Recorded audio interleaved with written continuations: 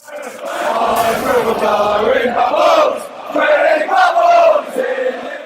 everyone and welcome to West Ham Fan TV. A little special video we've got here. We've got a couple of special guests with us. YouTube superstar, is it fair to say? No, it is fair to say.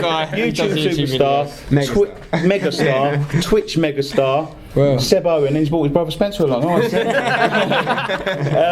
No, thanks for joining us. No deal. Thanks for joining us. No problem, thanks for having me, mate. Let's talk a bit about West Ham and the season. We've just beaten Chelsea. What a win! But we keep on racking them off. What's going on? Well, today for me was a big one because it was the one where if we won, we were going to get taken seriously. It wasn't going to be this fluke away performance thing. Yeah. It's by far the best home performance we had. I'm a little bit concerned that I think people were going to get distracted by the Chelsea red card because I think we were doing well before that, obviously being 1-0 up. But you've got to be absolutely. We were talking about it. We think that this probably is the best match experience we've had at Upton Park, because my two favourite West Ham games I've been to have both been the playoff final wins. It's obviously at a different ground. At Upton Park today, the atmosphere was insane.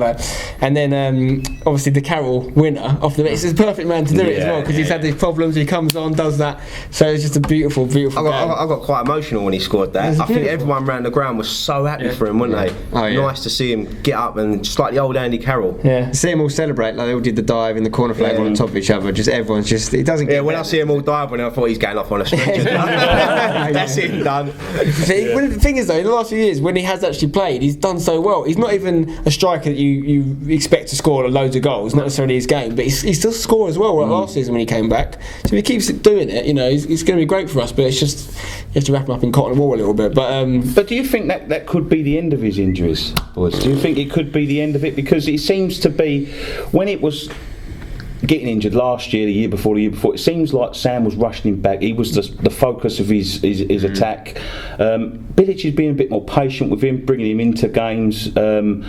Obviously he's there to make an impact, but it's not so focused on him. We've got the players around him now to... Yeah. Well, the big difference between this year and last year, it was two things. One, we've got 6 strikers, right? So we've got, Sacco. Even Sacco runs his absolute socks off. He doesn't feel like he's going to finish 90 minutes because he knows there's people waiting to come on. We've got Zarate who's been scoring. We've got Jelavic who's hardly had a chance. Obviously, we've got Valencia coming back from injury as well as Carroll. So there's that. He hasn't got to be used. He's not the only outlet we've got. What I said to Seb in the game, what I liked was, obviously when he came on, our game plan changed a little bit. It was get the ball in the box to him. But because we've got a player like Payet as well, he's not going to go, hang on, I don't just play with, I'm going to lump it in the box. I can do something wonderful as well. So he's going to still feel like he can do his thing. And it's not all on Carroll. So I think that's the big thing. You've now got the options where we haven't just got to rely on Andy Carroll to be fit, pray for Andy and all this. If he plays, great. But as for is his injury days over, I think I'd love to see, a good couple of months out of him, whether it's off the bench, a few starts, to really believe that, because there's a lot of history to get over there, isn't there? But that's negative. This is positive. Who cares? He's coming off the bench and getting himself a goal, and what a day. Is it not? Have you ever seen a West Ham team where you've got not only the 11 starting that are winning games left, right, centre, but there are 6, 7, 8 players, 9 players even sitting there who are all good enough to go into the first team, who are all itching to get on there. That can only be good for West Ham. Right, this is something we've got to do then. I looked on my phone today on one of the apps that tells you the scores and that, right? And you look at the bench. I think today, this is a bold statement, I think our bench today was better than Chelsea's bench. Yeah. I don't even think it was close. No, right, they had Falcao and they had one other decent player on the bench, but our whole bench was littered with ability. It's funny because we was doing a fan interview after, and he said to the guy who was sitting there, he said, I thought we was going to muck it up at 2-1, but then they brought Falcao on, and I knew we had it in the bag. That's the thing, like Antonio, for example, was absolutely bossing it in the Championship, came through, a lot of excitement around him, but we've hardly seen him because there hasn't been room to bring him on. You wouldn't have brought him on in a game like today when we were just trying to solidify it. So, and Jelavic as well. What the best thing for the transfer deadline day was that we needed certain players, and our board went and got them in those positions. We needed striker help. Obviously, since we signed Jelavic, we've actually been a little bit luckier with the injuries. We haven't kept losing people, but he could have been crucial for us. As we got Moses, who couldn't play today, but we got him and Antonio in. So they went and strengthened in the areas they needed to, and because they did that, and we haven't had too many injuries, fingers crossed they won't keep coming back, we've got such a deep squad now, and we're out of the Capital One Cup, so we haven't got to play many games at the moment, just the Premier League. So we've got Song, Winston Reid and Ogbonna, just to name 3 to come back into. Well, Collins and Tompkins, a third and fourth place choice centre backs normally, and were unbelievable today. They've got to stay in. And they were talking in transfer window that Collins going. Yeah, exactly. So good job we held on to him today. No. But he's a big Sam signing, isn't he? Well, that's it. But he stepped up to the plate, and he's come in. He knew he was fourth choice. And then he's had his chance. He's got back in. Bonga's back on the bench.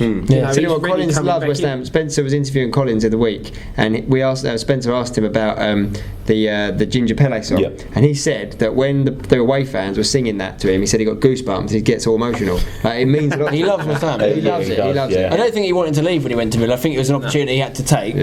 And he did it. But he loves being it. So I think, I mean, if as long as he keeps playing every now and then, he's got a fair few games under his belt, then he might be alright to stay.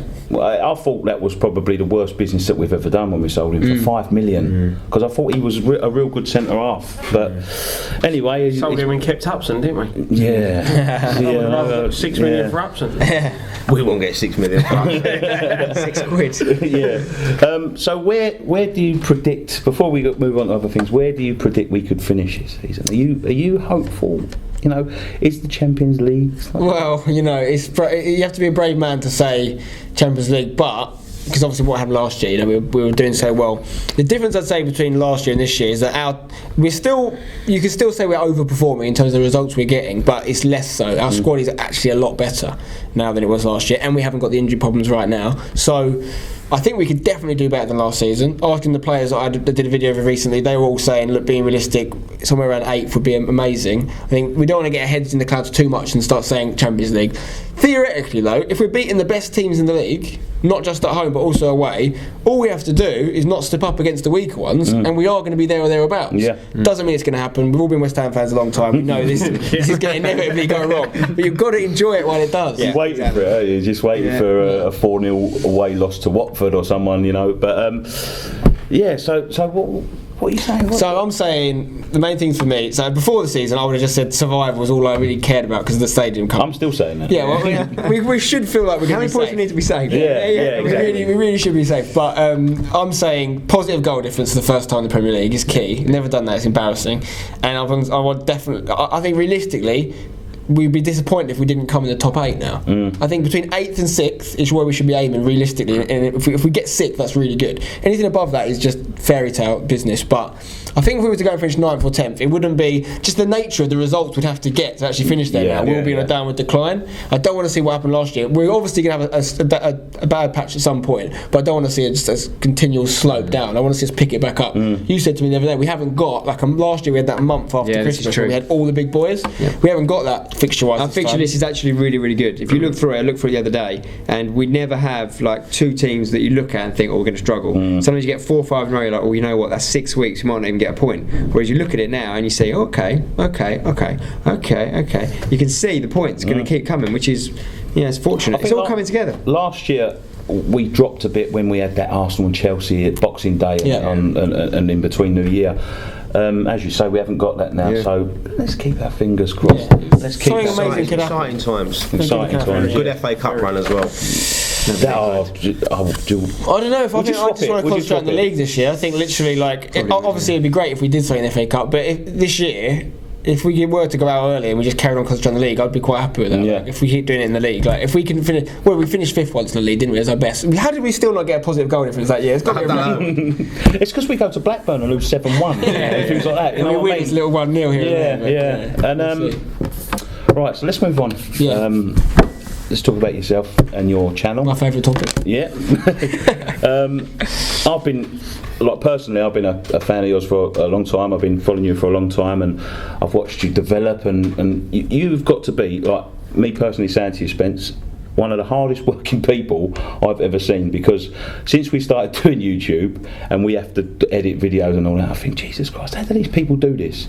Do you do it yourself? No, I do it myself. So I've got my Mrs. Alex, we've got channels together, and she helps me a lot as well. So things like, for instance, I did a big thing last year called the Wembley Cup, and that was amazing, but it wouldn't have been possible without her, because I'd have to go for meetings every week, and those things take ages. It took like a year to arrange that whole thing, and I still put a video out every day. So she was crucial in helping me with that. But no, it is literally.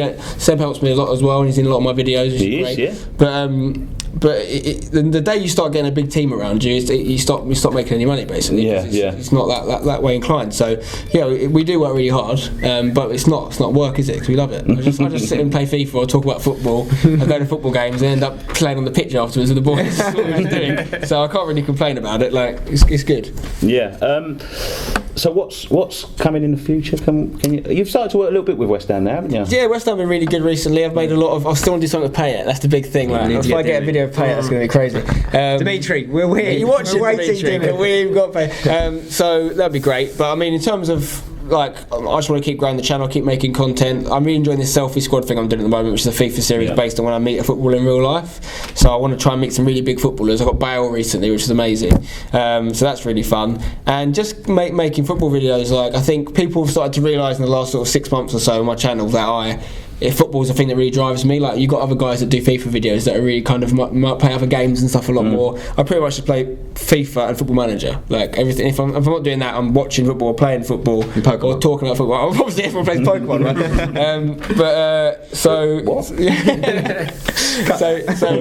Yeah, I mean, just keep doing what I'm doing really. I can't complain. Like, it's amazing to have so many people watching me, and I was doing YouTube for a long time when no one was watching me, so I'm more. It's like being a West Ham fan. Right now, I'm doing what West Ham did in real life. I'm living the dream. It's all going really well, and a lot of people watching the videos, which is great. But I do it because I love it, so I'll keep doing that. Sorry, I forgot what I was going to say now. All right, so Seb. Can we expect a YouTube channel from you? You know what? There's a few people say this to me, but maybe one day. Who knows? I mean, I've got a lot of other things that I'm involved in. I play a lot of golf as well. So the golf season's died down a bit now. I've had a few big tournaments recently, so I'll keep up the cameo appearances for. Appearances, you know what I mean? Sorry, little cameos here and there. Exactly, it's a good little guest to have. It's nice. It's nice. I'll let. I tell him to make one, but he just basically he likes being in mine and getting all the plaudits. He doesn't want to do the hard graft. Don't want to do the hard work. Just like Tom over there comes in, films something, goes home and says, right, I'll expect that video up tomorrow. See you later.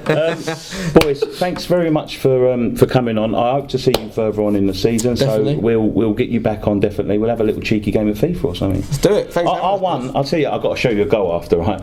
I won the fan channel FIFA tournament representing West Ham. That's very good. You played as West Ham? Yeah, I played as West Ham. Taking all the other clubs. Chelsea, Arsenal, Man United. He's a danger then. We're not playing. I'm not playing you. I want to show you afterwards, right? I'll show you when we stop filming the goal I scored in the final. I played Stoke in the final. Who got it? Is it away? Payet. Thank you. I've got to show you. Was it away on a Tuesday night, or was it? It was away. Yeah, it was away. It was raining as well. And it was on a Tuesday night, it was on a Tuesday night. Yeah, you did it. You did the impossible. Done the impossible. Anyway, boys, thank you very much for joining us. Thank you very much. Keep up the good work, boys. Cheers, mate. Enjoy it. Cheers, mate. Come on, your irons. Yes. Come on, your irons. Cheers, lads. Thanks. All right, Yeah, perfect, mate. Nicky Hawkins outside the bowling, West Ham Fan TV. I'm standing here with Lee. Lee, another win against one of the big boys. What's going on this season? Can't believe it, mate. Can't believe it. It's too good to be true, isn't it? It's too good to be true. It's all down to Slaven Bilic, mate. His man management's brilliant. Brilliant. Absolutely brilliant. So what did you think of the game today? Who was the best performance for you out there today? Kuyata, up and down, up and down. He's the main man. He's the main man. I know Payet gets all the lovely song, beautiful song. Everyone's it, but he's brilliant, Kuyata. Brilliant. He's my favourite player. What about Andy Carroll? Come on today, scored the winner. Done the business. Done the business. He's been threatening that for a couple of weeks, though, hasn't he?